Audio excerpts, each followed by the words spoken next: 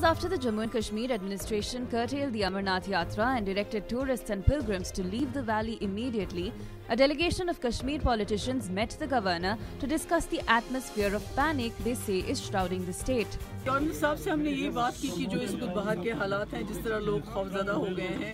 घबराए हुए हैं, तो उसके बारे में हमने बात की क्योंकि वो ये हमारे कॉन्स्टिट्यूशनल हेड हैं हमारे, तो उनका ये फ़र्ज़ बनता है कि अगर लोगों में कोई तशवीश है इसके बारे में बताएं कि ये जो फ़ौज की डिप्लॉयमेंट हो रही है, ये जो एडवाइज़री आज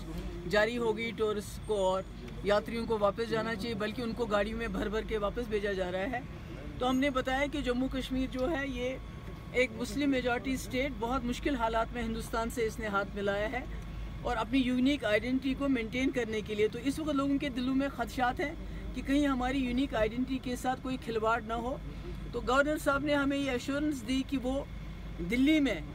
बात करके, शायद मेरे ख्याल में कल वो कोई इस पे स्टेटमेंट देना चाहें, पर अपनी तरफ से उन्होंने ये एश्योरेंस दिया कि ऐसा कुछ होने वाला नहीं। The governor told Jammu and Kashmir leaders to not panic and to not believe in rumors, while stressing that the movement of troops to the valley and the evacuation of non-residents from the state should not be linked to any other issue. However, Kashmir politicians fear that the additional troop deployment in Kashmir and the terror alert prompting evacuations all lead to some quote-unquote big step that the government is planning to take in the state. The BJP-led centre has been firm in its resolve to push through the abrogation of Article 370 and 35A that give special privileges to the state.